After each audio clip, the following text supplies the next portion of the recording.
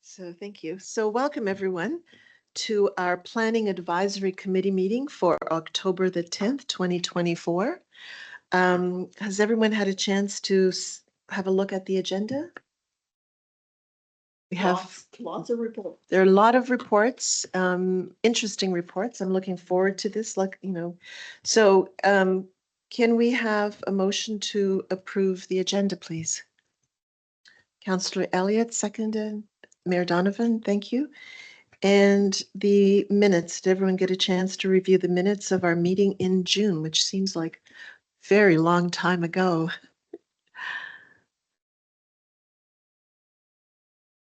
Yeah, can I motion to? Councillor Ingham, thank you. Seconder, Councillor Elliott. All in favor of approving the minutes of June 2024? Fred? Contrary minded? Passed. And I don't think we have anyone for public input today. It's very quiet here in the hall today. New vacancy, new business. Director Lake, are you going to take us through these items? Yeah, so what I have is essentially a slide deck that goes through all of the agenda items, and I am, yeah. Oh, sorry. Probably just not one.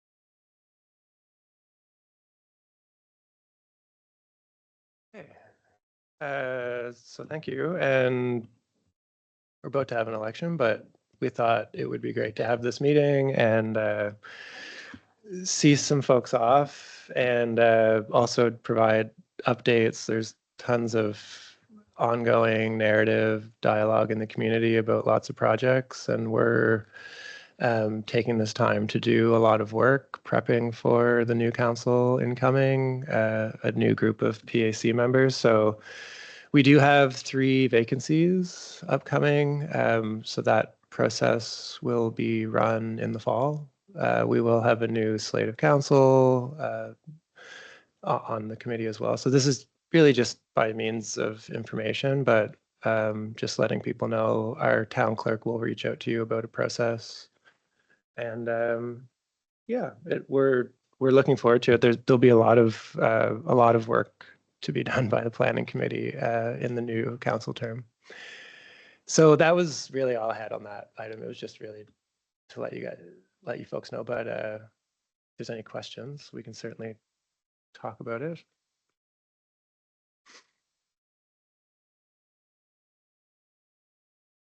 Okay, thanks, David. This item is a little more substantial, so I'm going to go through the 4 different aspects of the Housing Accelerator work that we've been working on. Some of it is more detailed, and some of it will be very informational, and some of it is really high level at this point. So I just want everyone to kind of understand, particularly as a planning committee, the people that are going to have continuity through council. I think from my perspective, we rely on committee members to have good information and to carry the narrative in the community as well. It's incredibly important for us because there's a lot of different stories. If we don't give people information, our communications person always says that people will make it up. So that's why this meeting I thought was important to hold regardless, and just share information about where we're at, and we'll publish this on our website as well. So on the right of this, we've been trying to sort of plain language some of the initiatives that we're doing. So we've really parsed them into 3 different buckets. The one at the top left is working with Acadia. So working with the university, that was one of our commitments in the Housing Accelerator Fund. So that's the 3rd bullet point. One of them is reviewing our planning documents and creating a better environment for housing. So that has a number of tentacles to it, and I'll go through the approach that we're looking to take to that. And then the final piece is around the non-market housing work. We can talk through the work that's been ongoing and the work to come on that file as well. So this is significant. This will be a lot of the capacity that the department has with the new council. We have Mark here really under the guise of this program, and his salaries being funded through the Housing Accelerator Fund. So it's been, if nothing else, very positive to bring on more capacity and be able to actually move this work forward. So some of the launch material is public facing now. So these are just, I have some screenshots through this. I'm not really expecting everyone to be able to read them all. They're just examples to show you that we're working on things. And all of this material will be presented in more detail. One of those screenshots is from our website, and one of them is from the Blooms page. I would encourage you to just go and look at the material. Anyone that's on council would have received all of this in different forms. Welcome, Corey. And so just on the first point here, so we have all this information. There is an action plan that has been approved by council. We've tried to sort of simplify that a bit, as I've said, so people can kind of understand that there's different pieces of work that are coming. And the really important part here is there's contact information there for Lindsay. She is the primary project manager on the Housing Accelerator work. So if you are getting questions, I would encourage you to send them through to myself or directly to Lindsay. Mark is also working on aspects of this, but it's nice for us to be able to sort of carry a message through and help council, committee members, community members have the same information. What we're steering towards is, with the new council, there'll be orientation, which will probably put us almost at Christmas. By the time we get a new council in, we have meetings, we have them kind of go through standard orientation before we throw them directly into the fire of making a whole bunch of decisions from a land use perspective. So I think the reality of that is we're probably a bit after Christmas before more substantial packages are being brought through to planning committee. But this is a front end that I probably will use with council to make sure everyone's kind of on the same page. But the biggest thing that we're working on, and some of us as staff took part in a project accelerator at the University of Toronto, just focusing on the accelerator fund. And a big part of what we were looking at is really trying to take the fear out of some of the narrative around change. It's a huge challenge, not just that Wolfville's facing, it's happening across the country. So it was really nice to come together with other professionals and sort of share ideas. And we're trying to bring some of that into this work. From a public information and meetings perspective, we need a bit of guidance from council, from the new council, of a schedule, but you can be sure that early in 2025, there'd be some public dialogue on this program once council is up to speed. And we certainly don't want to surprise them with things. So we'll be taking our time early in the term to do the orientation. I'll just explain what you're looking at here. So on the right is just a framework around creating a high learning, high performance, high impact environment to do different types of work. And it's fairly aspirational. So the X and Y axis talks about psychological safety. So how are people feeling as they're doing the work? How are people feeling as they're receiving work?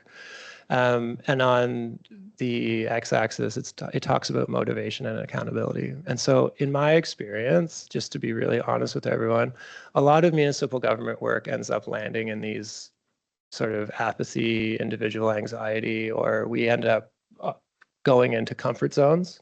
You know, a lot of work is done in different people's comfort zone. And so part of how we're trying to come at this work is trying to really achieve an environment for the community, for council, for staff that can be in that top right quadrant. So as I go through this, I would ask you to think about this. And if you're on planning committee again, I would ask you to think about it, because I think this is an incredibly important question for all the work we do. But when we're bringing in this type of change, when there's lots of different narratives about things in the community, I think we need to create a safe space to be able to do the work professionally and appropriately.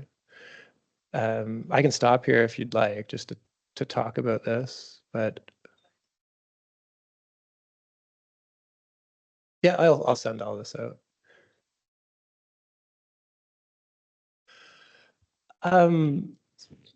Go ahead. Sorry, no, I didn't have a question. I'm sorry, I didn't have this on. I was just trying to absorb the quadrants, so I have to spend some time looking at it. Yeah. There wasn't a question. It's Okay. just how my mind works. Sure.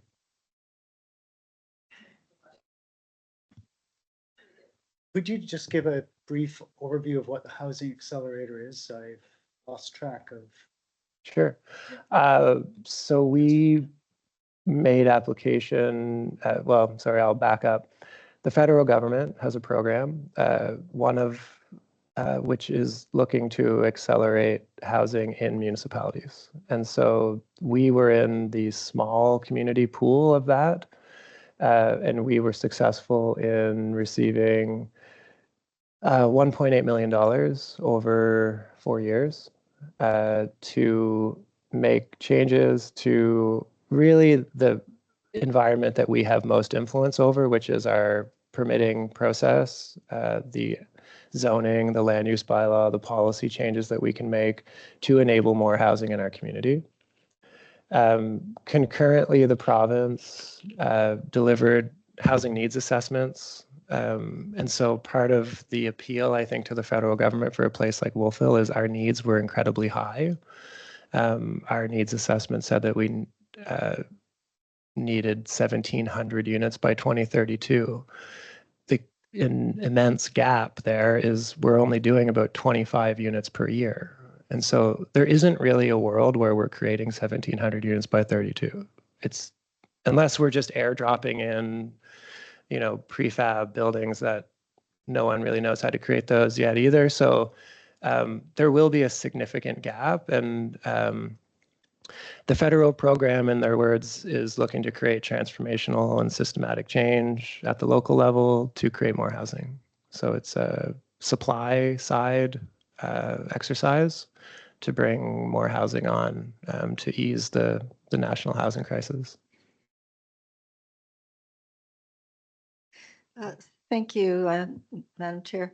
Just to go back, you don't have to go back to the slide, but a comment you made in terms of plans, perhaps after Christmas in the new year, about taking some of this out to the public. I have, as I have been knocking on doors the last month, the two things that people seem to have a great deal of anxiety about. One is traffic, and I do say the traffic we are experiencing, which is quite bad right now, has nothing to do with growth, because growth hasn't happened. But I'm also now starting to get calls about people who are very anxious about growth, don't believe that we should grow, and so on. And I know we did so much discussion early on about, and I'm sure they're referring to the Kenny lands, but I just think, you know, so I'll go into a spiel about our housing need and housing insecurity, but it's not always resonating. So I really am glad to see that you're going to do some things so that the community can be as on board as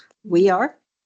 I'll talk about trying to go at some of those just fears. The nervousness, and I do believe a lot of the nervousness is associated with the traffic. They're somehow putting the planned future growth as the cause of the traffic problem that we've been experiencing in the last few months. Yeah. I'll keep going just because I'm going to talk through that a bit. So there's been a bit of misunderstanding around our budget for this program. So we haven't landed $1.8 million in our bank account. And so it's a staged program. So we do have $450,000 of it. And some of this is dependent on us actually achieving milestones. And so they're fairly broad strokes, and I'll step you through what the program looks like. But just as you're talking to people, I've had people approach me and say, why can't you give $500,000 right now to this organization? It's because at the end of the program, we probably will have a pool of funds that can hopefully support some specific initiatives. But for the first couple of years, we're really trying to get some of the commitments met. We're trying to bring capacity on to do these commitments. And as I said before, this is supposed to be transformational and systematic. And so some of it is really tactical. I think I've kind of said everything else here. Like the last point talks about having this non-market housing grant program. We're hoping to probably have something in the shorter term that is a part of that program. But at the end of the day, it probably will mostly be developed for year 3 and 4 when we've actually accumulated the funds to distribute. So yeah, I'm going to go through the first sort of initiative, primary initiative, and there'll probably be a bunch of questions. So I'll just go through these slides first. I'm trying to present a little bit of provocative information here because I do want some thoughts on this. So currently, this is in the really broadest strokes how the town is organized spatially from a land use perspective. Okay, so the university is down the middle. We have agricultural land to the north and a water body, and we have neighborhoods and our commercial area. A big focus of our last plan review was that core commercial and neighborhood commercial. Okay, so this is dialogue from 2015 to 2017, 18, approved this whole framework in 2020.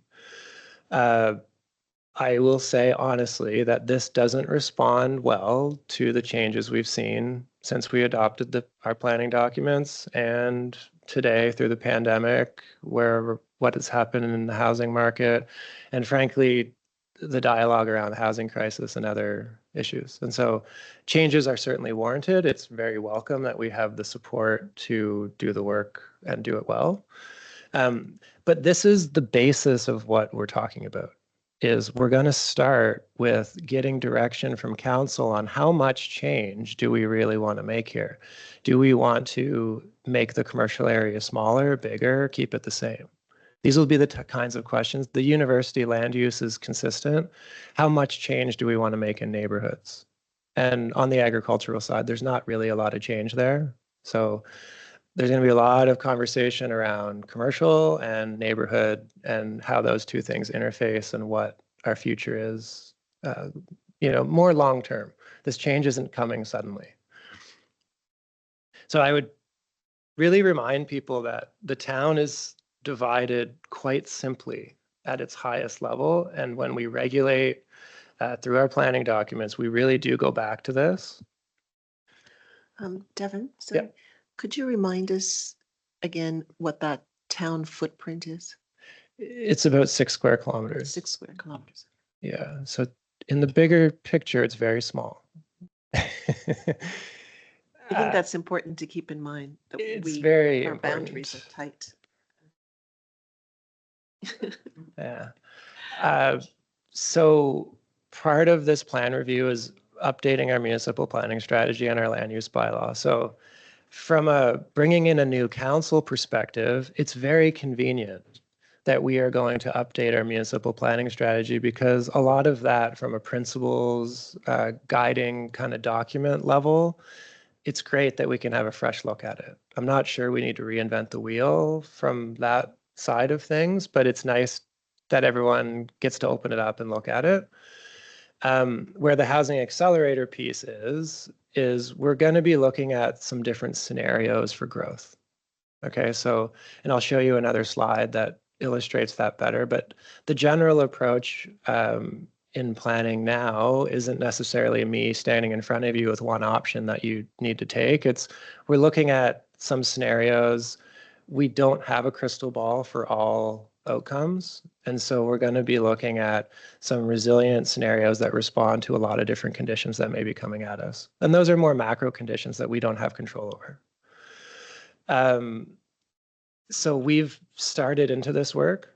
There's a lot of staff time, consultant time. This is a significant amount of work that we're taking on here. So the outcome of this will be some different options that change the next layer down of detail, which is more regulatory, which is our zoning map. And so we have a lot of zones.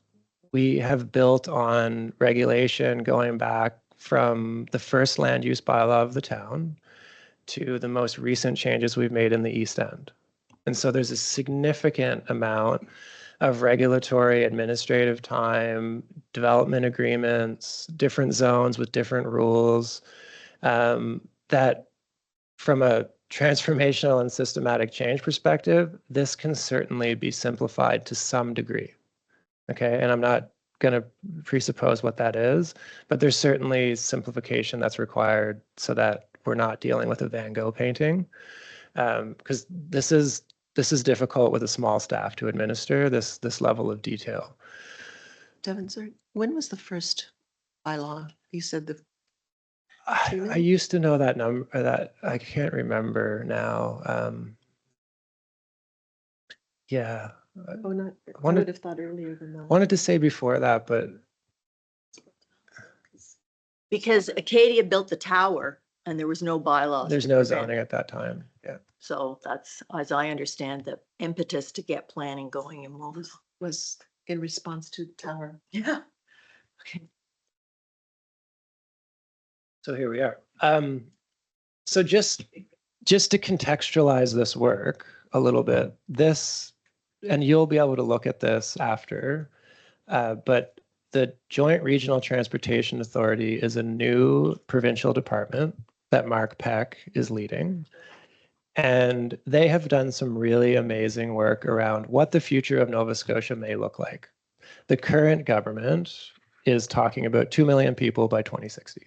And so they have realized that they probably should have done transportation planning 20 years ago, but here we are.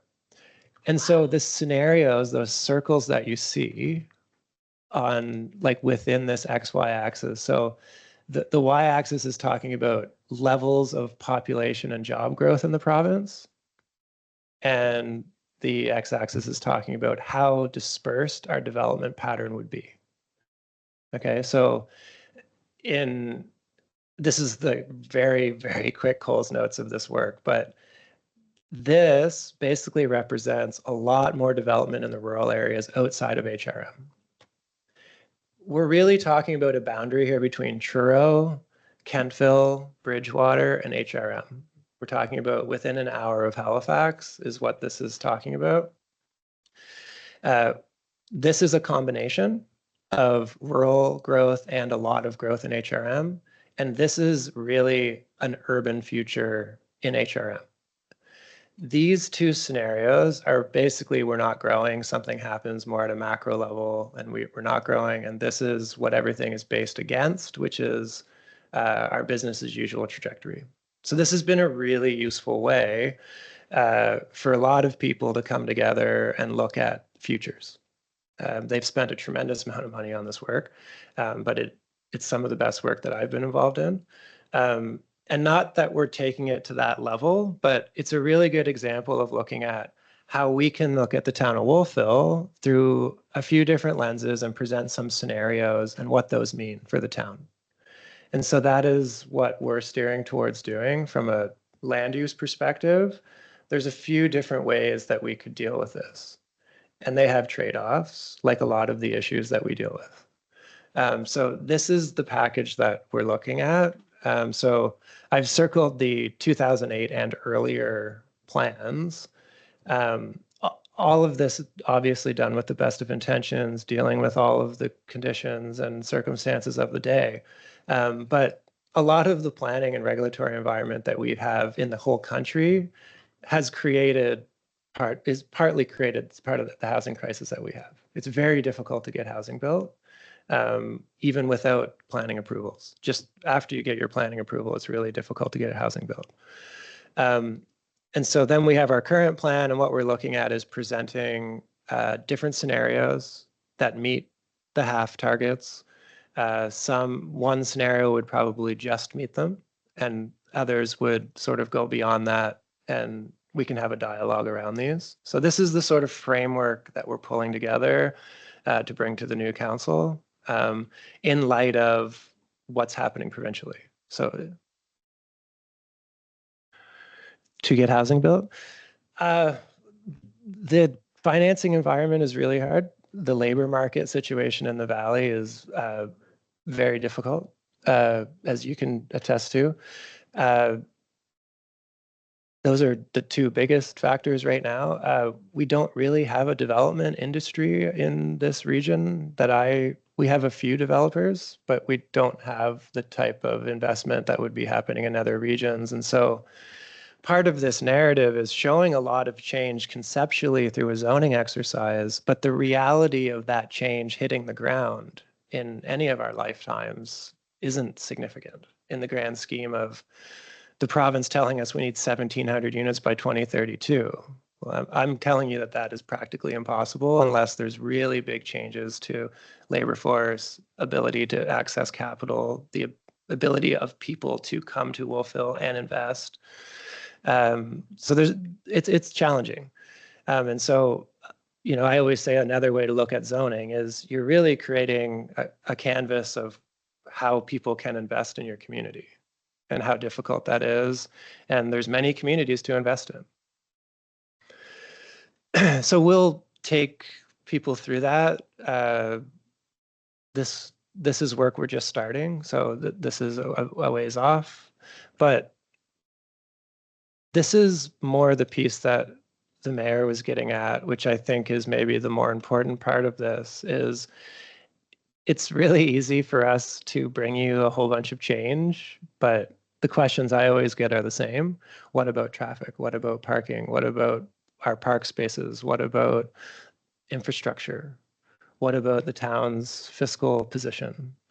And so what we're hoping to do is have sort of a front end that really does address the Housing Accelerator Fund, but we're looking to develop some not 100-page pieces of analysis, but a narrative that explains the relationship of land use and our fiscal position, the realities of our infrastructure deficit and challenges around funding infrastructure as a municipality, and what some of the top priorities are for the next, few years at least.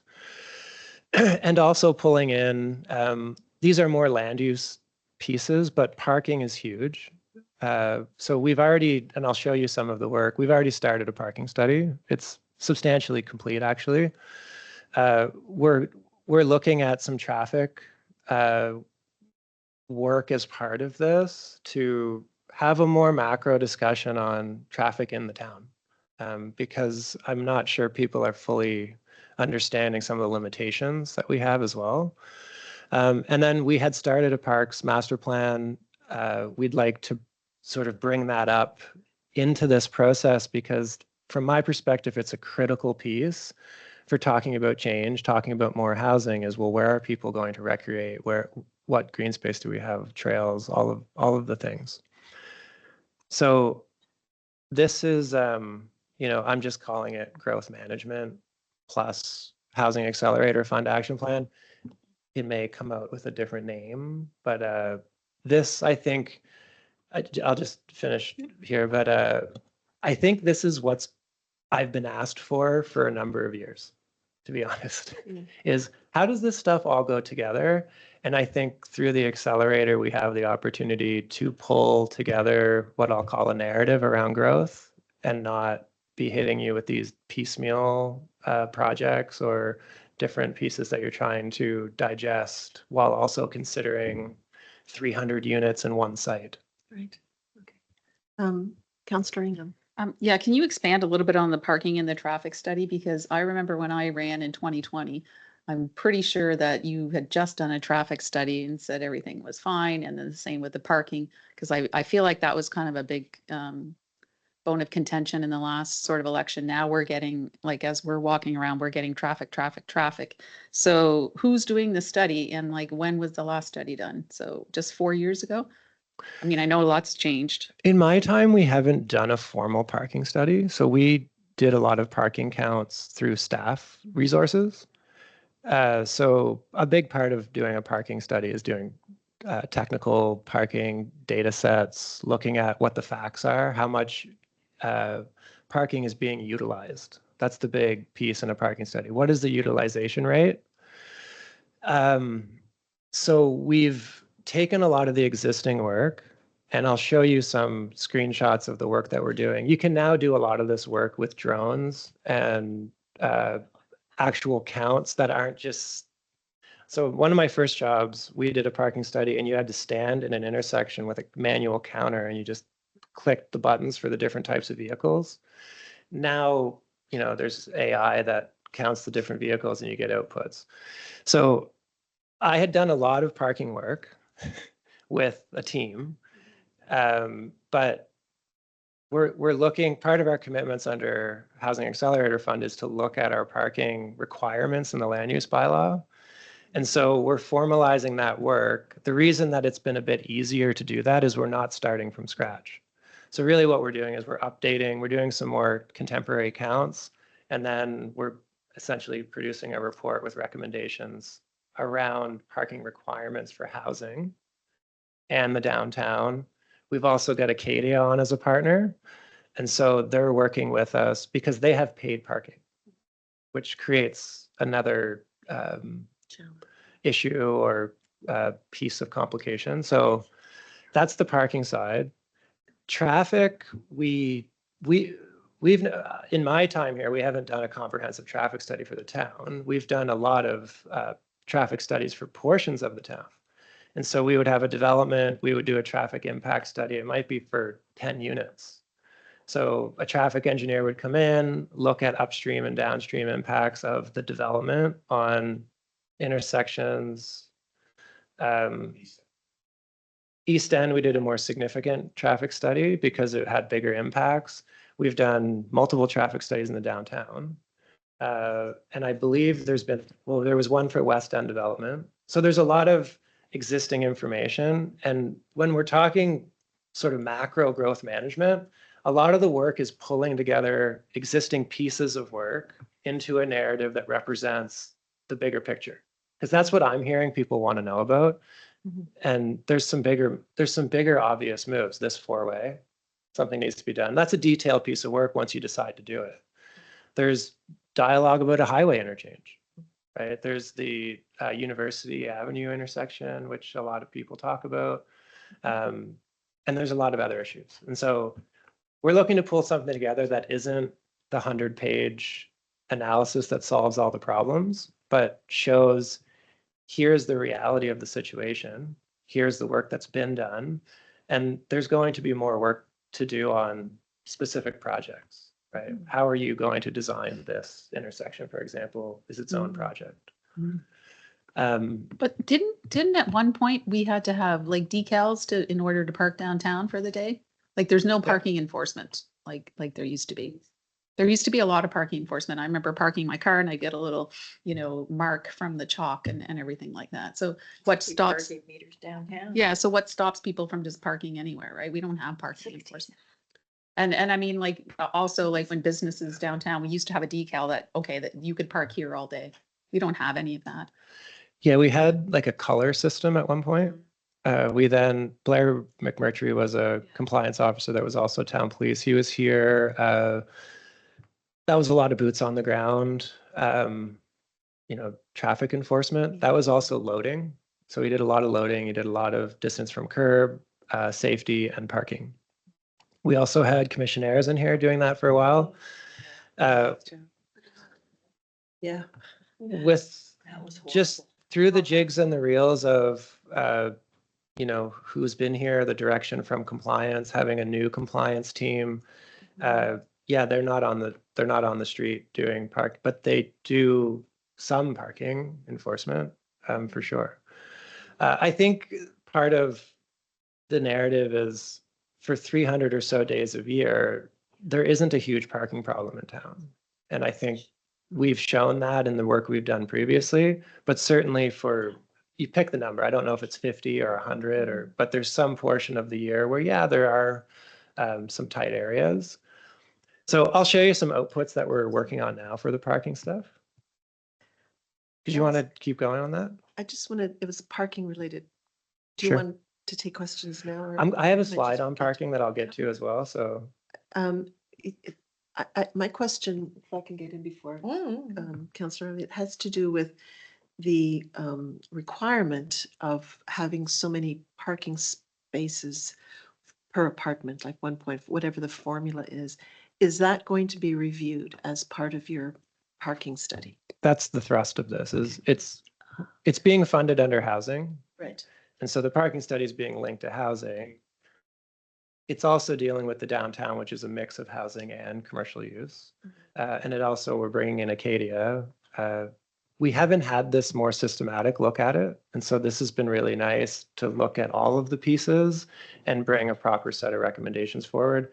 I know we just did interviews with our compliance staff as part of the study that will be within that.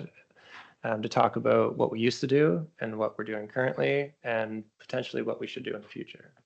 So Well, my kind of high level question, you mentioned Acadia and I got excited because I'd like to think there's some way that we could work with Acadia to reduce the number of cars that students are bringing to town. When you talk about recreation space, you know, if entire backyards are full of cars, there is no recreation space, so the parties happen on the street. Like there's a whole sort of social dynamic around that. Yeah, I don't know. I think you can. I think in more urban universities, it's not that they don't tell them they can't bring a car, but the environment dictates that they Yeah, can't bring exactly. it. And so I think that's part of, a number of you have said this before, is we really do sort of put a red carpet down for them to bring their cars. They do. With our parking Yeah. requirements. And interesting enough, as to go too far off topic, but there are a couple of students on Summer Street who are developing a new home where they're expanding and putting apartments in. And they have told me several times they would like to see that bylaw that requires them to put in a certain number of parking spots per unit removed because they would like to have more green space in the back. And they think, you know, if that weren't there, they wouldn't, you know, they sort of feel obliged to provide, well, they are obliged to provide parking. If they weren't, and they didn't, chances are people wouldn't necessarily bring their car or they would carpool. I mean, so they recognize the problem and they think that that bylaw is actually encouraging or facilitating the Mhm. use of bringing cars and consequently, as Councillor Elliott said, reducing their green space because they can't, there are no backyards for them to sit in. So they do it out front. So, but it was interesting that it's coming to me, it's come several times from students who are themselves concerned about that position. You'll get another crack at traffic and parking. So here is an output from the traffic counter we have on East Main Street talking about traffic. So this bar is September, and you can see the impact that highway construction, I think, is the main factor here. It's significantly higher, you know, the curve is is very consistent. And so Let's post that, really. That would be great. yeah, it's great. I mean, we have the traffic counter. Trevor just pulled this data down and shared it. So I just got this today and thought, what a great opportunity to show the planning committee. This goes back to 2022. Yeah, so this is 1, 2, 3 years, and then this is kind of part of a 4th year, and this is a big spike. Yeah, you'll get this slide deck. I'll send it to you. Yep.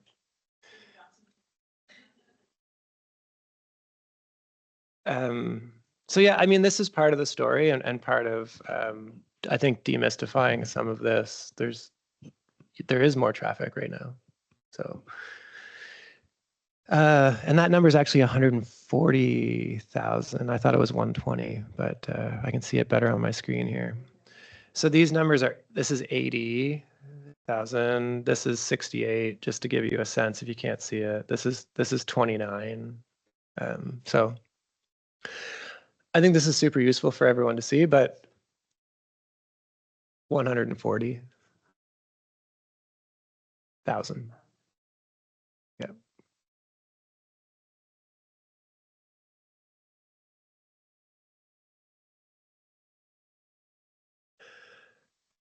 Yeah, so we'll pull more information like this so that, there's been a lot of work done, as Jen was alluding to. It's just we haven't really compiled it into a narrative that translates to the whole town when we're talking about a bigger planning exercise. Parking, this is just on the left here, this is a drone image that identifies vehicles. And so we're well into this work because there's a lot of more technical work that is just someone coming in and doing counts. So we're steering towards a report. We'll present this as part of a bigger package. This isn't going to be, I think this would be really an awful way to do it, would be if I brought you every single piece individually. And so we're going to bring a comprehensive package forward, and then we can unpack pieces as we go. So these are outputs. This is utilization rates. I think this is from a summer count that was done, but there's September counts, which are obviously quite different.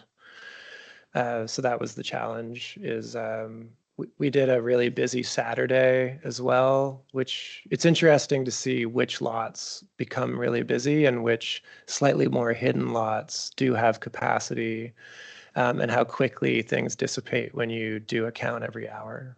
So yeah, the ability to do data collection now is light years ahead of things that we had before. So parks plan. So we have continued to work on this. I've had Mark pull together some things, and just speaking honestly with you, I think with the new council, there'll have to be some decisions to get projects ready to be tendered and worked on for next construction season. So 2025 construction season, we need to get packages out, tender ready stuff in the winter. And so a big part of the parks discussion early will be making some decisions on that, but we're still pulling together this master plan. I think it's a really complementary piece of work to talking about land use change. So there is a report, if anyone wants to look at the most recent update. It was May of 24. There's an information report that I wrote for council. If anyone wants the information on sort of what's been done, what's to come, happy to discuss that more, but I'll keep going because there's more to talk about here. I'm just going to go through the Acadia piece and where we're at with them. So part of our commitment was working on enabling Acadia to provide housing, and just talking about sort of locus of control, what we have the ability to influence and what Acadia has the ability to influence. We've had some discussion on different parts of campus. They're looking and moving towards, I would say, a bit of a different approach with their new leadership. And so some of that is trying to respond to things like the housing crisis, but also trying to work in the healthcare space, but also trying to leverage some of the land they have in different ways. And so some of the conversations that I've had more recently are certainly different than I've had over 10 years. But from my perspective, very positive.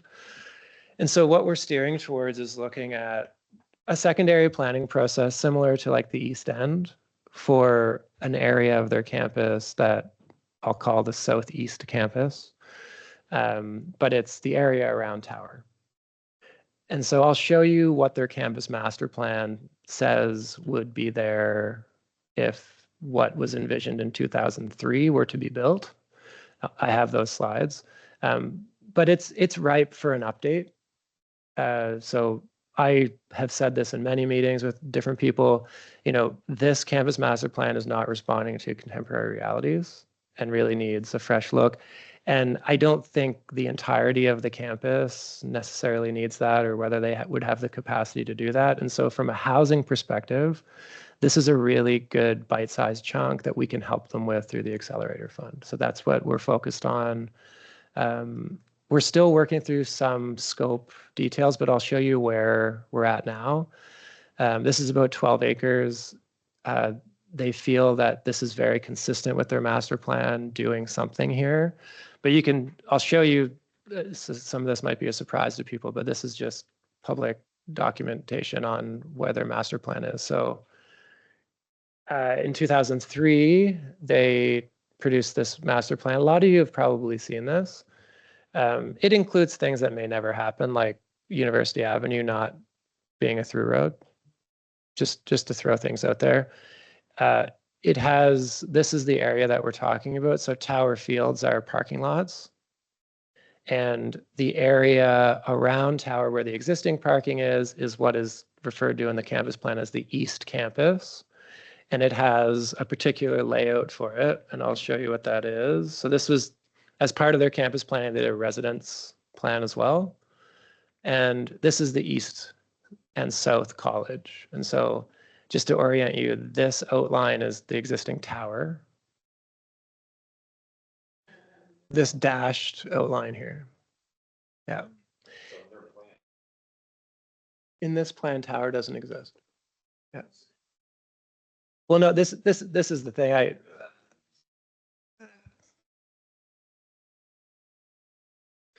Yeah, so that's still on the books. Yeah. That's what they have. Yeah. And I mean, when I meet with them, this is Stern Architects, which is sort of New England university type colonial aesthetic. They're great at that. I'm not sure that this type of model is serving the university in 2024. And that's the challenge of this process. And so I think that this is a good start for them. I think a lot of the campus plan, as far as the changes that they're talking about with the nursing school and some of the other upgrades, the plan responds fine to those. I think they should, yes, do a larger planning exercise for the whole campus. But I think this is a great start because we're talking about 12 acres here. Other parts of their campus really can't be changed. They're under covenant. And so there's large swaths of the campus, the green spaces and different things that they're not going to change. The lawn at U-Hall, these are significant parts of campus.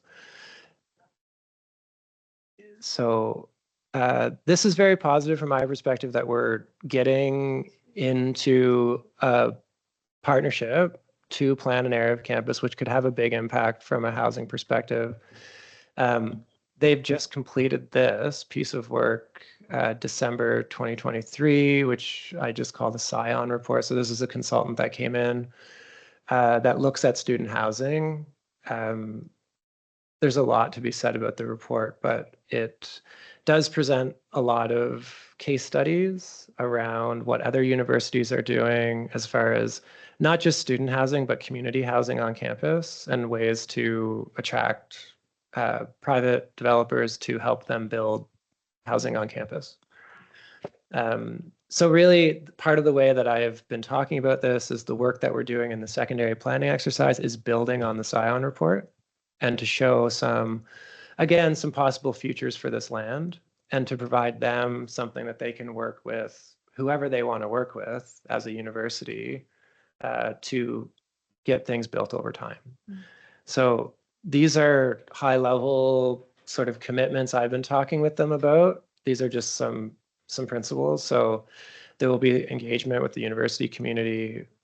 We'll provide an opportunity for revenue generation, which is a key goal of the university right now, by creating an investment-ready area in this part of campus. There'll be opportunity for private sector partnership.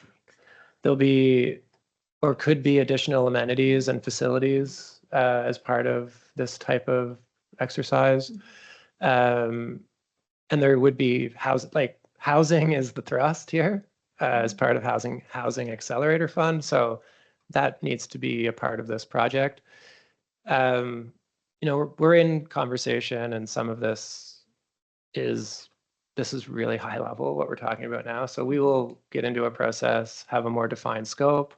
And I would say I don't think anything we're going to do in this is going to be immediate change in that part of campus. I think this is a medium long-term piece. When I say that, I mean 5 years plus. I could be wrong, but I just think it will take some time, and they have a number of other projects, I think, that perhaps come in front of this. Devin, can you ask Councillor Elliott had a question? Yeah. Can you take that now? Just a quick question, because it's not totally housing related. The new nursing building, where's that gonna go? Are you hearing anything about that? I don't know if I think I know that. I don't. Does everyone know that? Okay. Yeah, there's lots of rumors. Okay. Yeah. My understanding is it's steering towards Westwood. I don't know if a final call has been made on these things, but yeah. So I'm not % sure, but Thanks.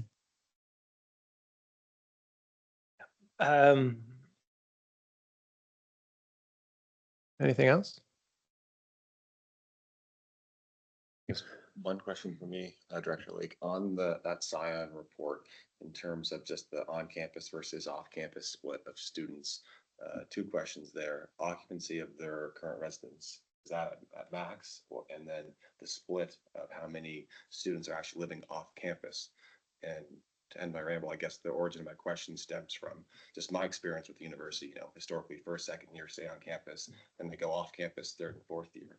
So I guess this half project, looking around Tower, is that for more, I guess, units on campus that are controlled by the university, or is that for something more private sector, or I guess rental housing?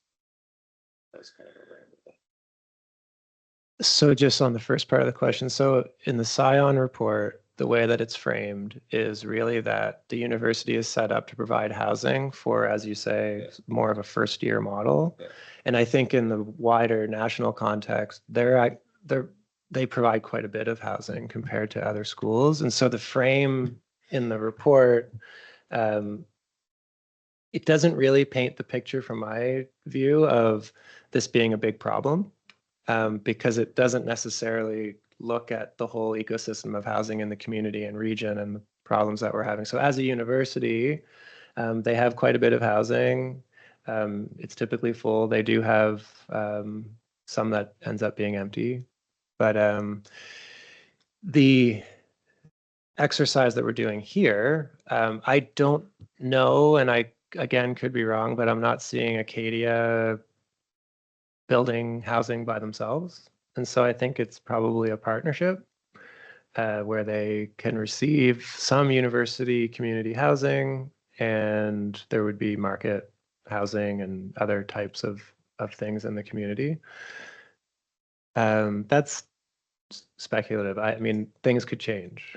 So, but what we're trying to do is give them something that someone can look at and say, oh, I am interested in working with you on providing housing. Right now, there's really nothing to work with. Yeah. That makes sense. Thank you. Let me go through this, or? Yeah.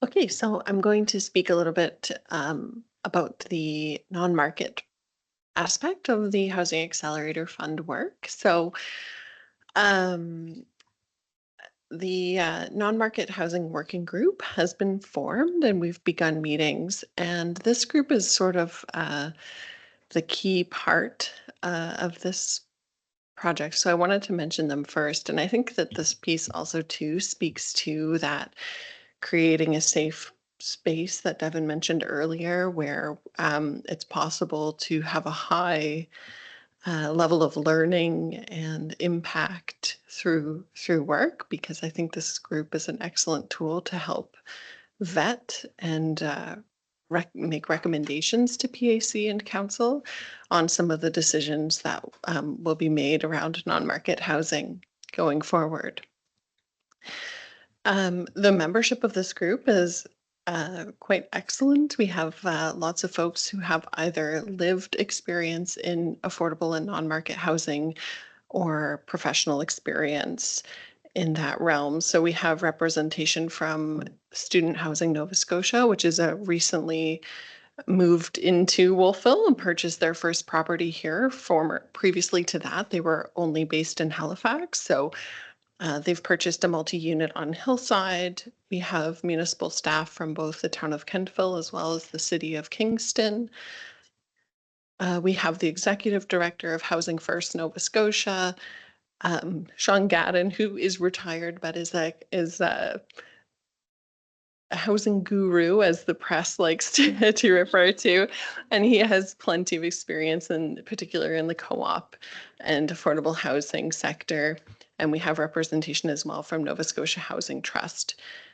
So a very solid group to help kind of steer this work and make recommendations. So the role, again, is around auditing or vetting ideas and work that comes out of here, as well as supporting different types of engagement that we may do, or education in the community, and really championing this work and helping, as Mayor Donovan had mentioned, there's still a little bit of fear, anxiety around some of the changes. So we're hopeful that this group can also help to sort of help build up the understanding and take the fear out of this work. So at this point, we're early in our meetings. We've held two, and we're working to kind of hash out the details of some particulars before anything will come to this group, but it certainly will be coming through to PAC before it would ever go to CAT or council. I know I've spoken to this previously, but the main deliverables of a non-market piece of the Housing Accelerator Fund is to create a non-market housing strategy. And that will sort of be our guiding tool as we move forward to help us reach the goals that this group identifies. There's other aspects as well, such as creating a land bank of town-owned land, and then the process for disposing of those lands for non-market housing. And that's to help us ensure that we have that permanent, long-term affordable housing sector alive and well in Wolfville. We also will be creating a grant reserve using funds through the Housing Accelerator Fund. The intention is to funnel in whatever is left over, and sort of being conservative with our spending otherwise, so we can have enough funds that we can have a meaningful impact in the non-market sector. And the last piece I will speak to is just around the timeline of this work. So we have about 1.5 years until the housing strategy, the non-market housing strategy, needs to be approved or adopted by council. So we have quite a bit of time to work these details out. So you will receive updates as this work goes. But I think that's all that I have to speak to. If there's any questions. Thanks. Do you know how many units on Hillside they're thinking about doing?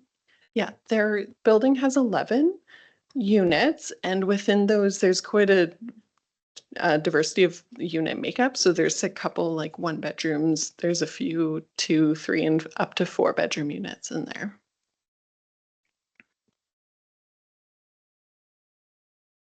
Yeah, I just wondered if you could outline what is the controversy? I'm sorry, I'm not familiar with that. And what's the need for safe space? So I in terms of controversy, I don't think I mentioned that there's a particular controversy, but around when we talk about a safe space, What I'm referring to specifically is having a group of people who have many years of experience in this sector, making the recommendations so that PAC can then, as Devin explained earlier, when facing the Housing Accelerator Fund work, make kind of get us out of that comfort zone by giving us the amount of material and information that is maybe required to help push and move the needle past where we may find ourselves if we're stuck feeling fearful. I just add to that. I think maybe from my perspective, there'll probably be a tremendous amount of tension created around this project. And so when we talk about trying to achieve these high learning outcomes and getting out of our comfort zone, I think from my experience anyway, having really good information professionally presented, having experts come in to support the planning committee and council in their decision making makes the decision makers especially feel safer, let's say, about making these decisions. But I hope it also gives the community members, other stakeholders, some assurance that we're doing these things in good faith, transparently, with really good information. So that's why we're talking about that, because this is often very difficult. We're watching other housing accelerator programs move forward across the country. They've been very difficult. And so we're trying to, on the front end of that, create the conditions for success is why we're sort of talking about that now. Does that make sense? Sort of. Yeah, I think I've sometimes heard safe space uses or kind of used pejoratively, like to avoid controversy or something. So I didn't know how that applied in the realm of housing. And so I didn't understand the backstory and what the need for that was. Is that because you anticipate that some people in the community will not want not-for-profit housing? Is that the controversy? I think so in the bigger picture, not just non-for-profit housing, it's land use change is controversial, period. There's a lot of tensions, a lot of interests that come to the table, including something as simple as someone's peace of mind, which has incredible value, all the way to, how much revenue someone can make off a piece of land. And so navigating through the tensions in a way that people can have good information and not feel alienated, I think is incredibly important. So it's, creating a safe space. I think it's very applicable to council will have to do that in its own way. Staff, we need to also feel safe bringing information to council and being able to go out in the community and have conversations, which are difficult. They're not easy conversations to have. And so the reason we're bringing it to the planning committee is because we do look to this committee for leadership to help us carry this narrative. And really those 4 boxes, it's just a framework. It's not perfect, but what we're really trying to say is we'd really like to do great work, and we'd like people to feel comfortable receiving the work and making decisions. And so the ability to do that is in my experience, really hard. So it's really about transparency then. It's part of it. Yeah. Okay. Yeah. Devin, I'm just wondering, there's so much, sorry. Oh, no, go ahead. In terms of the role of this committee, I think there's so much information that needs to get out in a kind of thoughtful way and made accessible. And could that be something that the committee could do, is kind of initiate, once a year, twice a year community information sessions and that would be led by the planning side of things, just to put information out there to calm the fear and bring people in to listen. Because I'm thinking back when we did the consultations around the East End, I found that, you know, attending those and listening to what people were saying, that just the opportunity to get information and to talk to others seemed to quell a lot of the fear. And folks who didn't attend those were the ones who were sort of more anxious. But I think just providing those kinds of discussion, because people don't come to PAC meetings regularly. They may not look at the material, or they may read the material and not know what it means. But these are very important issues, and I'm just wondering whether the committee could take that kind of role of, you know, organizing those types of. Yeah, absolutely. Yeah, and I think we had some success by giving all the members a name tag at public meetings and having some of the dialogue be carried by committee members that do have more information, right? And so, you know, this sort of safety thing is that's part of it, is some people aren't that comfortable talking to me for whatever reason, and that's fine. I know, but they might be really comfortable with Wendy or whoever. So I think it's really important that we do that, and I'll keep saying it through the fall, is this committee will be relied on to provide leadership, to receive information, significant information, and attend meetings and talk to people. So absolutely. So Beverly, did you have a comment? And then Michael. Yeah, just coming up with, yeah, I mean, just building on that point about PAC and I'll be leaving this committee soon, but I'm really glad to hear about the working group to come to PAC with specific items and to really dig into this one. When you talk about understanding, I know some of you will remember we were trying to understand ourselves as the current PAC, what we meant by non-market, what we meant by affordable. We were hearing a lot of these words and definitions, and we were ourselves at one point, remember, talking about having a bit of a learning session. So I think, to your point, what I would see happening could be really useful for the new PAC is to really make sure that all of the members tie into this group, get the group, not just when they're ready to make the recommendations to PAC, but give enough time to understand, because we can, with the right knowledge, we can help spread the message and be an interlocutor, as you're saying, Devin. But my question was, it comes to mind, as Devin was saying, that, we're not unique in this in Wolfville. Lindsay, are there other working groups in the Valley that are like, is Kentville, do they have a similar type of working group on non-market? Obviously, we're not alone here, and I'm just thinking that as we get into it in the town, having some cross-pollination of ideas. I would imagine in HRM, they're probably fairly advanced on some of this stuff. So you're probably hearing that through your professional networks, but I'm just wondering about our region. As far as I know, there's no other working groups working on this specific initiative. However, as I did mention, we do have municipal staff from Kentville on our working group. So it's really important, I think, for us to kind of keep our ear to the ground on what other municipalities nearby are doing. So they are certainly one, and we are very frequently looking to HRM, for example, on how things are progressing with them for their housing accelerator files as well.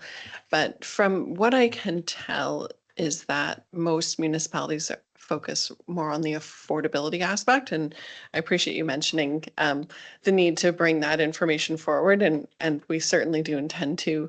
Those have been some of the finer details that we're working out right now, because it is, it's not as cut and dry as we would like it to be. So once we can present to PAC in a clear manner what affordability means, what we're considering non-market housing to be, and rationalizing some of the recommendations that we would bring forward around whether or not we should adopt a definition, for example. So there's a lot of sort of fine details that we're working on in that regard that we will bring forward. It just takes quite a bit of unfurling of all of the potential risks that it may carry to adopt a definition, for example.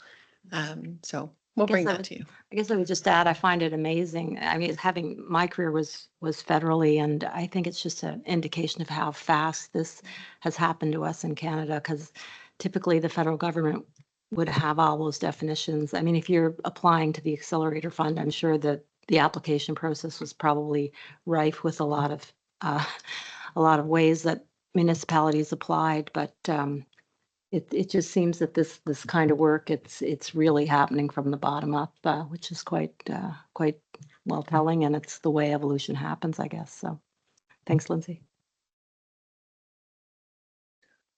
Thank you. I just want to echo a little bit about what Bev said, and I've been thinking about this, and people are always asking for information, and just as people know I'm on this committee, and people come up to me in my neighborhood and they ask questions, and I often have to say, I just don't know. So I think the more we can have information and updates that we can share, and if it's not appropriate, tell us, don't share this, but I think that's important. And we've talked over the last couple of years about maybe having some workshops and some information things for people on this committee, and I'm all for that. I mean, the more information I have that I can share, maybe puts people at ease maybe a little bit more.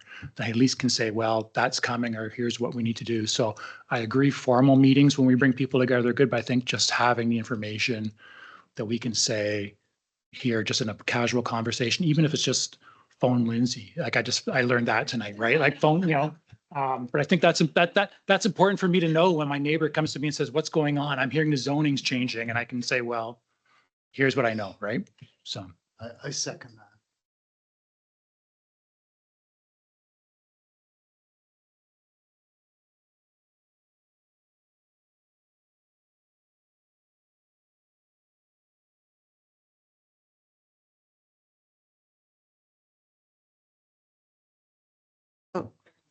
We are recording this, yeah. So Mark, you're going to take us through urban forestry. Yeah, it'd be my pleasure. Thanks so Great. much. And good afternoon, everyone. Yeah, to sort of pivot the conversation a bit, but I think it's a related conversation, of course. Urban forestry and kind of parks and open space is really what that kind of falls under. But street trees are an aspect here. But I think Devin mentioned this earlier, and I think it's important to kind of see the connections between parks and open space with housing and increasing, whether that be density or infill sort of development. As we build maybe a different structure or building form, as we see more development occur in town, I think sometimes that's going to be people who have balconies instead of backyards, at least some of the time. And so, when we move towards that type of form, that's not to say that everyone's going to live in balconies, but certainly as we move to a mixture of housing types, some missing middle kind of housing options, I think parks and open spaces and forested areas become even more important.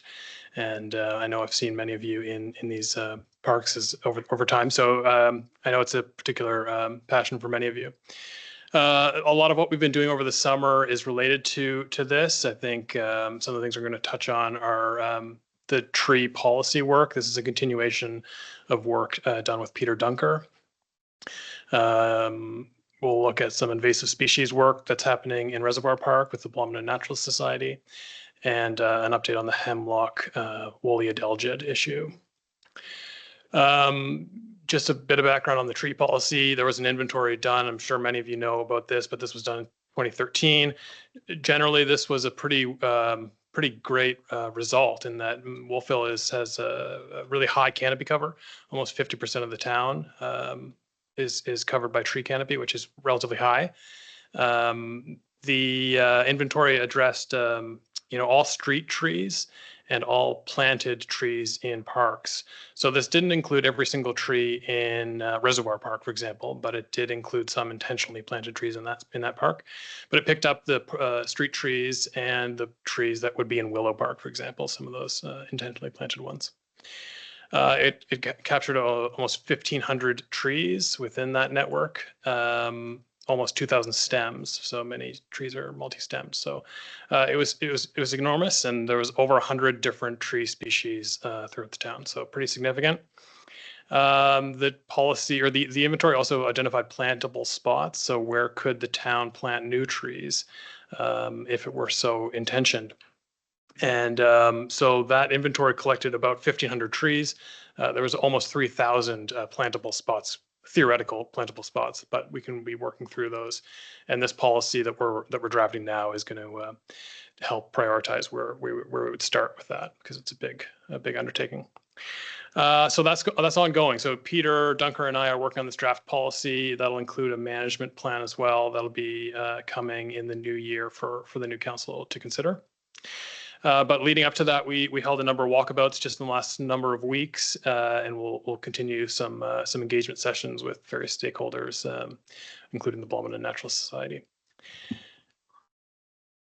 So yeah, some of what we've done recently is these walkabouts, and these were fairly well received. We held 3 of these in recent weeks. One was focused in the kind of downtown area, another around Acadia, and just this past Sunday we had a great crowd up on Pleasant Street.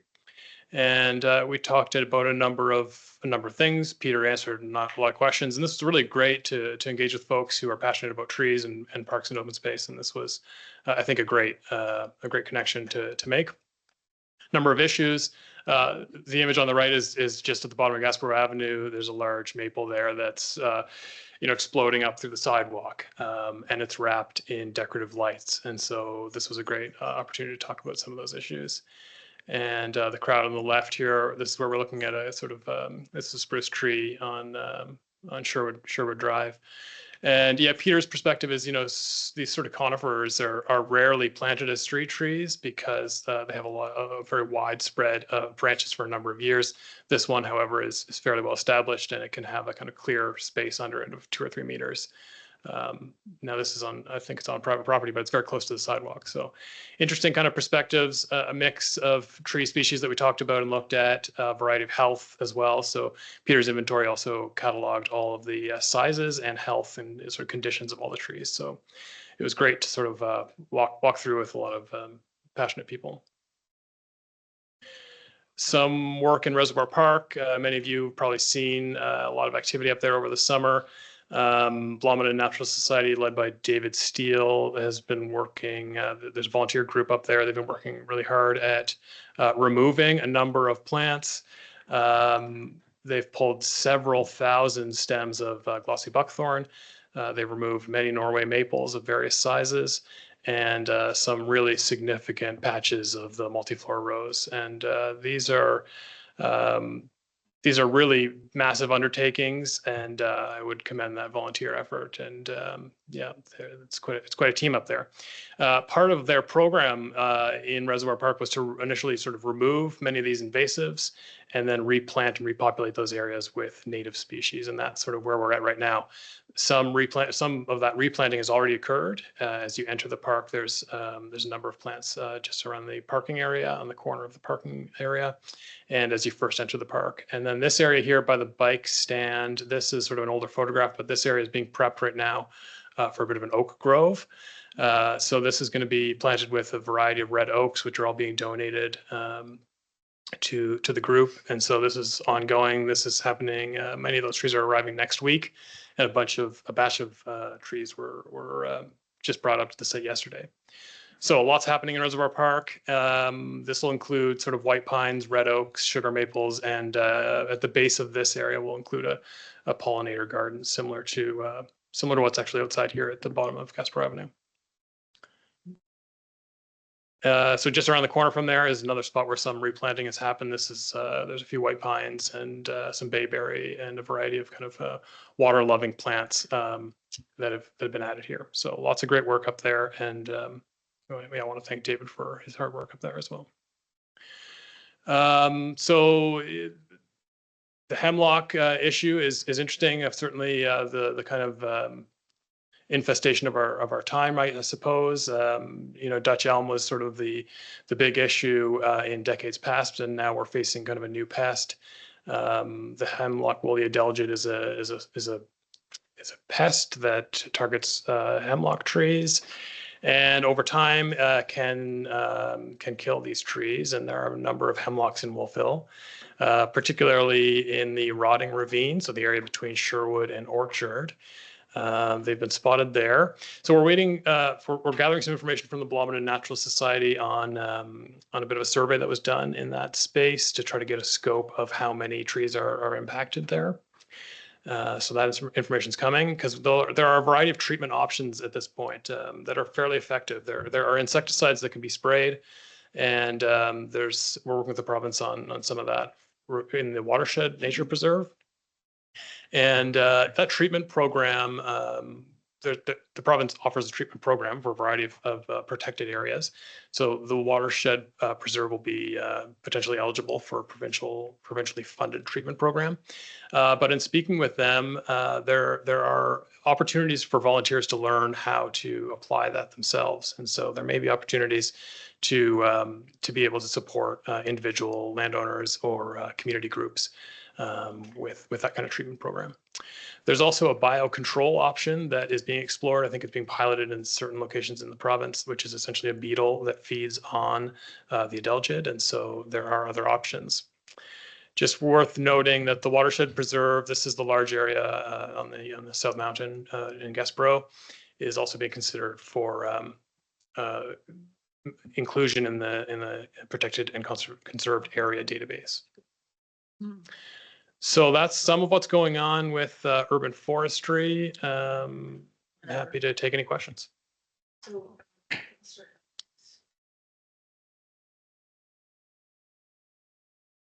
Yeah, well, as you know, Mark, I dropped over last week when Dr. Dunker was up at the university, and it was kind of a sad turnout, actually. I had a specific question I wanted to ask him, and he was talking about the small canopy on the Acadia campus compared to the rest of the town, which kind of surprised me. And I know we're looking at street trees. There aren't a lot of streets per se at Acadia, so I'm wondering, is there interest from the university in planting more trees and not on street sites? That's a great point. And I think Peter's initial inventory broke the town into kind of 6 categories, all of which had different canopy cover kind of calculations. And it's fair to say that the downtown, of course, understandably is low. It's around 20% canopy coverage. And Acadia was also low, around 25%, I think. Yeah. And so it's a good point. And I think there's certainly a renewal program that needs to be taken seriously around Acadia. There are a lot of old trees that are going to die out sooner or later. And so I do expect there'll be some interest there. We haven't formalized any commitments with Acadia yet, but certainly we'll be exploring that. All those dead elms. Yeah. It's going to be pretty open, so. Thank you for this. My question kind of stems from about a year ago, I think was when we had not one of the first walkabouts with this individual was looking at the trees, but I was one of the lucky households that received the big X on their elm because I had Dexter. Just sort of curiosity of all those trees identified during those walkthroughs, what kind of follow-up have we done in terms of just enforcement to ensure that those actually have been removed and cut? Yeah, Devin, can you speak to that? So I'm not fully up to date on where we are with that program, but I do understand it's still active and is ongoing. But Devin may have more information. Thanks. Yeah, so there's actually an arborist in town now, and we have sent letters out. We have an annual program that our Parks Department has historically led this, so people would receive a letter after the tree's identified and given some options to. Deadline, I think, was beetles become dormant. Yeah, I'm not sure the uptake, and I can get you more info on that, but I had just asked folks about, because I had seen people driving around and figured this question was coming. So yeah, it's an ongoing annual piece, and you've seen some up on Main Street close to Maple Avenue last year. Some people would have noticed some of those significant trees that were removed. That was a part of this. But yeah, it happens every year. So it just depends on uptake and someone's capacity to take those down if it's private.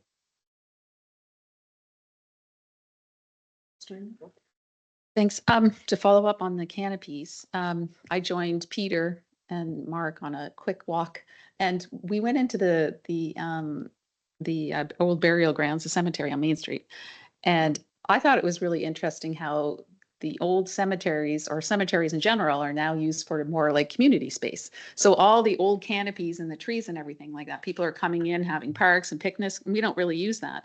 And so I really talked to Mark and said, well, if we could have more pathways that sort of geared us to the tree, and I don't know if that falls into the parks plan, but I love the idea. Is that something that's going to be talked about at some point in your department? Yeah, thanks for the question. I think that's exactly what we've been working on, and we've certainly highlighted the old burial ground as a real opportunity site. It's right downtown. I know Councillor Elliott's been a real supporter of some work in there, and so yeah, that's it's one of the town's probably nicest green spaces, and a great opportunity to have kind of a shaded picnic area. And so yeah, we've been working with a variety of folks on those lands, and consulting with the Halifax Old Burial Ground Foundation, which is a community group that operates their old burial ground. Getting some ideas, but certainly paths and benches and picnic tables are certainly on our radar. I think there's probably some maintenance that we could start with in there, but that's absolutely part of our program when it comes to the parks plan.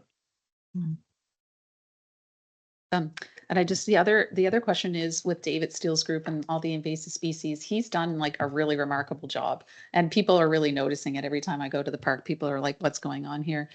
And I know he's looking for more volunteers. He can't get enough volunteers, so I'm just going to throw that out there. Also, do you know how long like that he plans on doing all this work? Like fairly soon. When weather gets bad, he's not going to be able to. But do you know how long? Like, is that planning on going into next spring, or how long do you think this project will be? Yeah, another great question. David and I have talked about that, and that he is committed for multiple years. Certainly committed to continuing into next summer. Part of the problem with what they're removing there is that there's a seed bank in the ground. And so the rose in particular, the seed bank can last, I think, up to 10 years. The buckthorn is about 2 or 3 years. And so the areas where they pulled buckthorn out earlier in the summer, in sort of April, May, had already started to regrow significantly in maybe August. And so they pulled out another 2,000 stems, little small ones. So they recognize that this is a kind of ongoing procedure. They can't just come in once and be done with it, particularly because of that seed bank. And not all invasives are like that. I think I met with John, I can't remember John's last name, but he was highlighting the Japanese knotweed. Liliev. Which thank you. And that's a particular a plant that once it's gone, it's gone. There isn't that kind of seed bank in the ground. So that's just to say, some species are unique in that way, and particularly the two of the ones that they're pulling out in this park are multi-year efforts, and so they are committed to carrying on next summer. Thank you. I keep talking here. We're just talking cemeteries, and I'm one of the volunteers on the board of the Willowbank Cemetery, which has some fairly large tree issues because there's so many elms, and the cost of taking them down is huge. So I'm really glad Milton's not coming this way. But that is a huge recreation spot as well. I mean, it depends where you're walking. And it's also a tourist attraction. I heard from 6 different people this summer, mostly from the States, who wanted to find their grandparents' or great-grandparents' graves. And they spend time here. It's quite amazing. But yeah, that is something I think about a lot, because taking those big elms down is really costly for volunteers.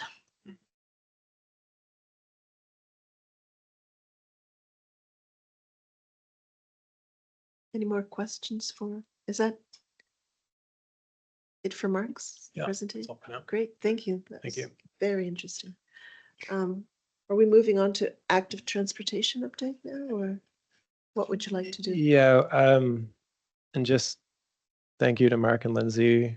It's been amazing for me to have these two here, so I just want to thank them in front of everyone else. So yeah, these are some maybe potentially quick hit updates, but we've been updating on active transportation. We also have an active transportation working group. We worked through Tender package, and the reality for us is it's hard to get at times tender packages with consultants to be delivered when we need them to be delivered, is what I'll say about that. And so we ended up having a late tender. We're still looking at the pricing, honestly, because we just got it back recently, and Alex is very busy right now. But so the pricing was incredibly high. And so we're still evaluating that single submission that we got. The good news is we did have a debrief about it just today with our design engineer, and I think we learned quite a bit from going out to market how we did on that package. So there may be aspects that we get done this year. We'd really like to get Highland Avenue finished. So that was part of that tender. There's also a potential, it's kind of more low-hanging fruit on the Cherry Lane and Kent corridor going from the top of town to the Harvest Moon Trail. But we're evaluating that for value right now. So we'll bring back more information. Certainly the good news on this is we have at least a significant tender package. We have commitments to create a larger tender package, which will help with pricing, and some commitments from our design engineer to deliver that in January, February, when really we need to put things out to get competitive pricing.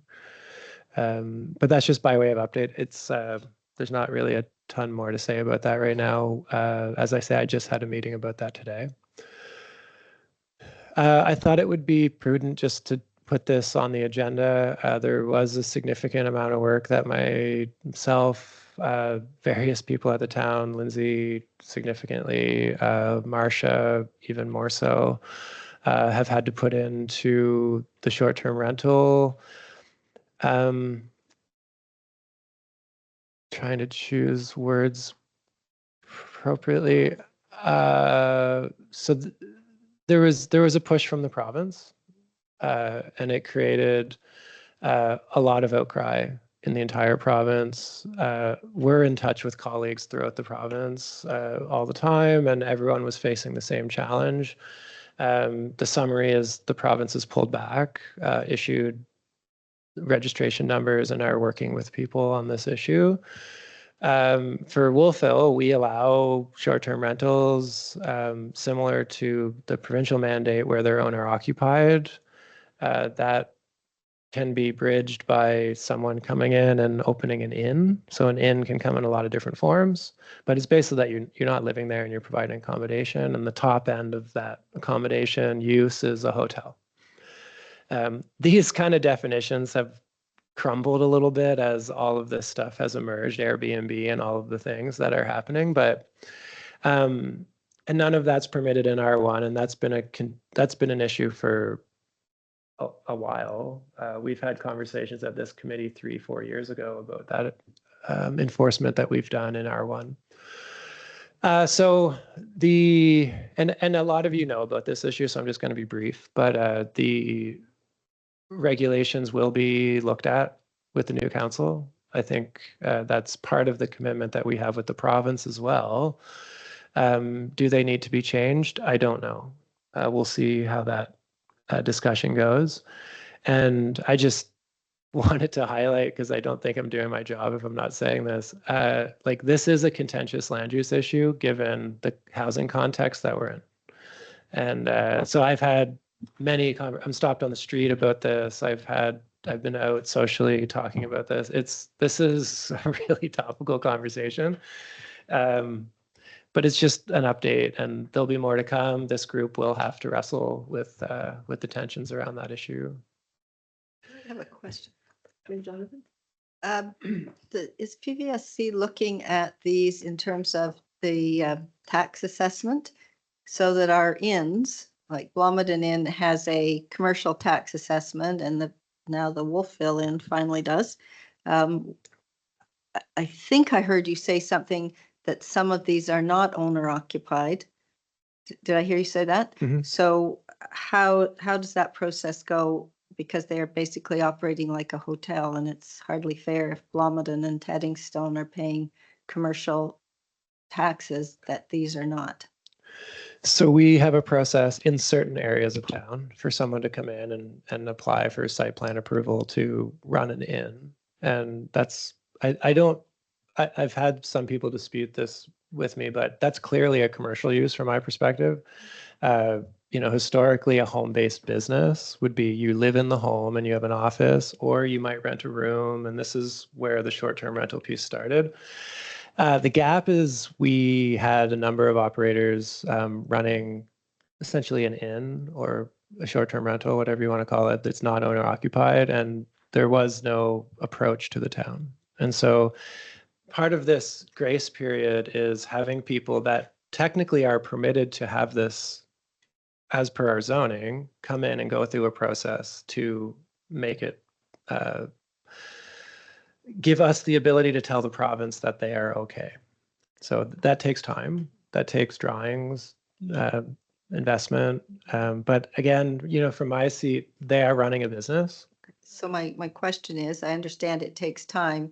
Will they be then charged commercial taxes on that unit? That's the hope. Yeah. And there needs to be more conversation with PBSC about this. But yes, that's the goal. Corey? So one question on the short-term rental piece, just in terms of what I've heard kind of through the grapevine and with some development officers in Kings County. I think was it on October 1st, they had a discussion around permitting short-term rentals in any residential unit. Are you aware of that, or do you know the decision? But basically my understanding through development officers was that council was going to vote to allow short-term rental in any residential zone. Did that occur? In Kings County? Kings County. You know about that?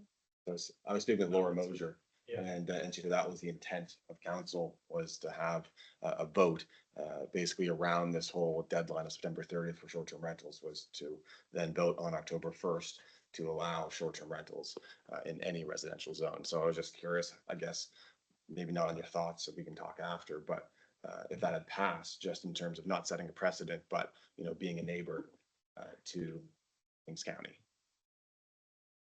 Yeah, that was from 2 development officers. So, yeah, to basically allow short-term rentals, and now if you applied to the province without the bylaw, basically stamp saying that your zone permits it, you're giving like a grace period of, I think it was like 3 or 4 weeks to then get that in October once Kings County had that voted on. So Half an hour, we can ask the question, because we will see some of those councils. yeah. So they basically have to allow it as council to have their development officers as like stamp that you're permitted to use this as a short-term rental in that zoning, because then you take that to the province. So that was my understanding of what they were going to do, and it was on their agenda for October 1st.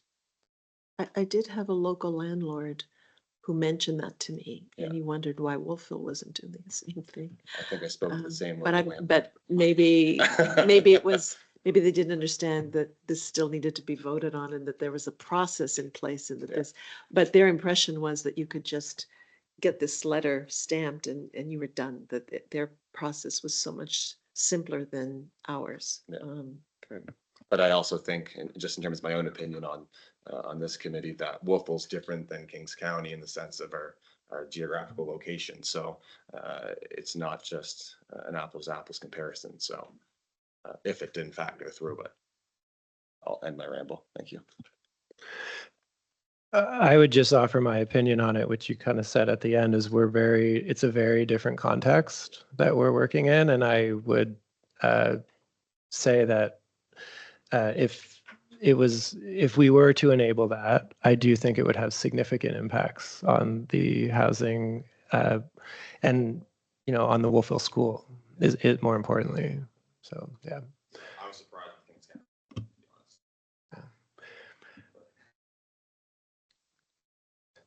I might just keep rolling here if that's okay. Thank you. So this is just an update, and I just want to be clear here.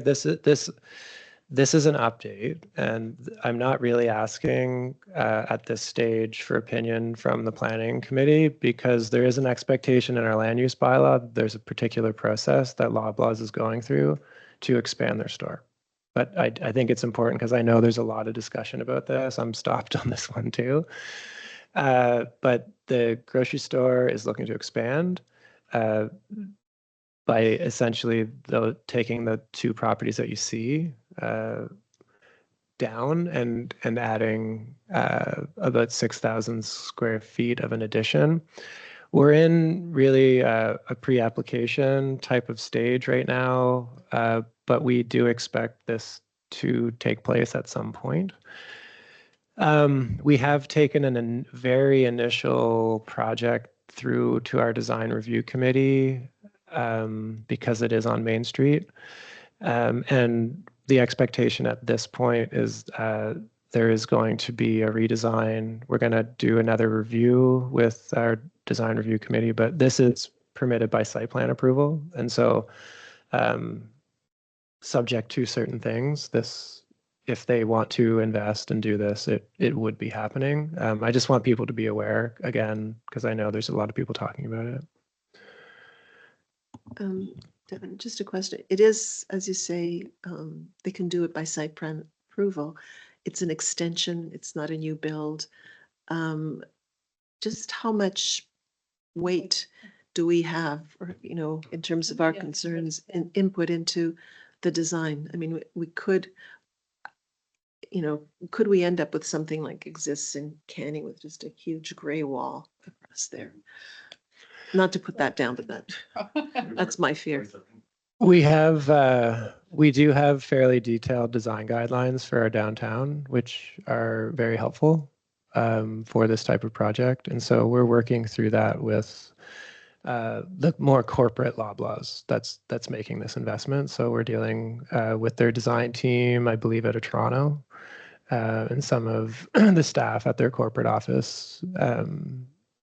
Yeah, so we're in process and it's fairly early. It's just, I want people to be aware.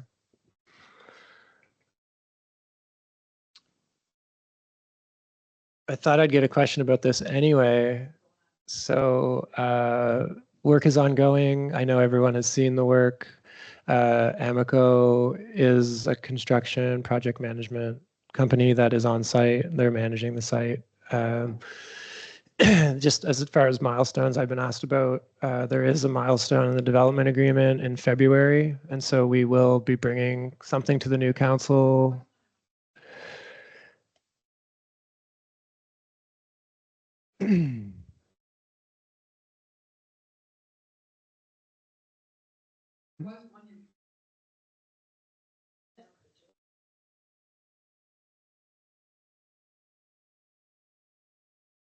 Okay.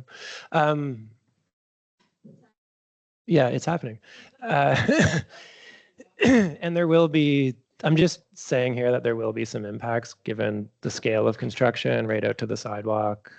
So we're working with them on managing those. James, at this point in the project, my senior building official is really the one who's mostly involved.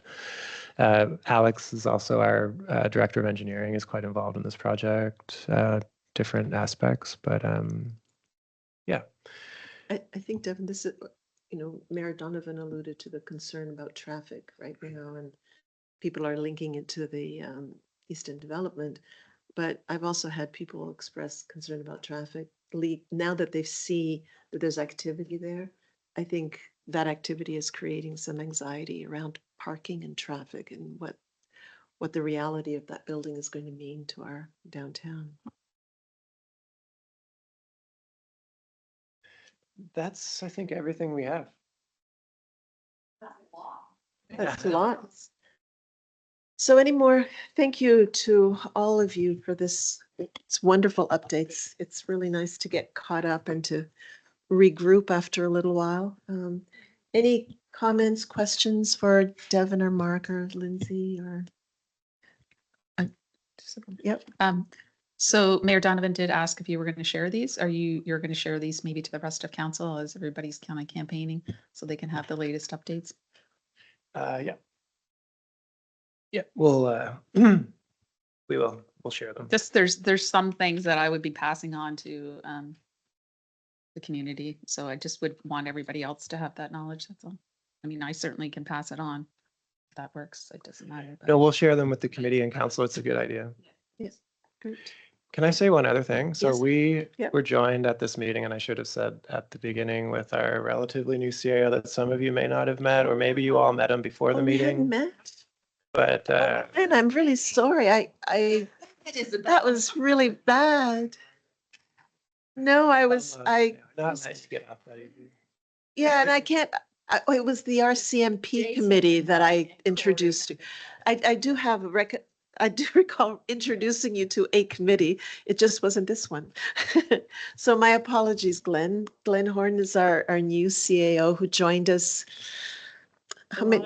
July 15th. And we're very, very happy to have Glenn here.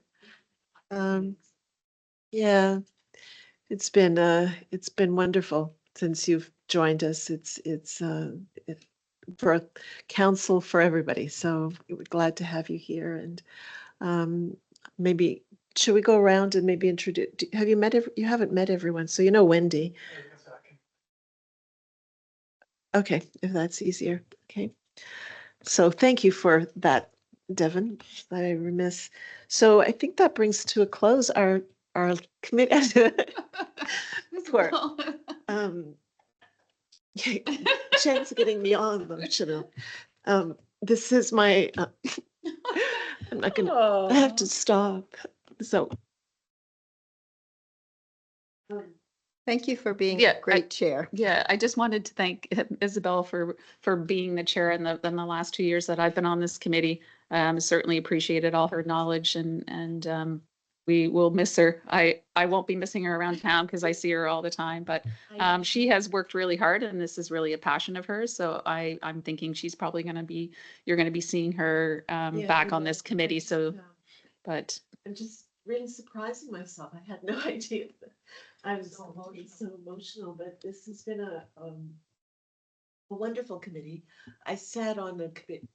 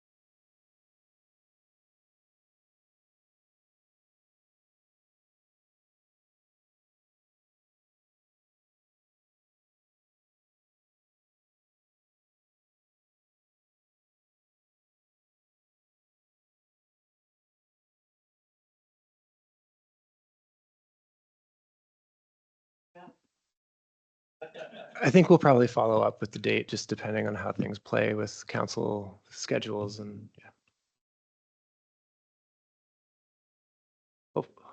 Hopefully.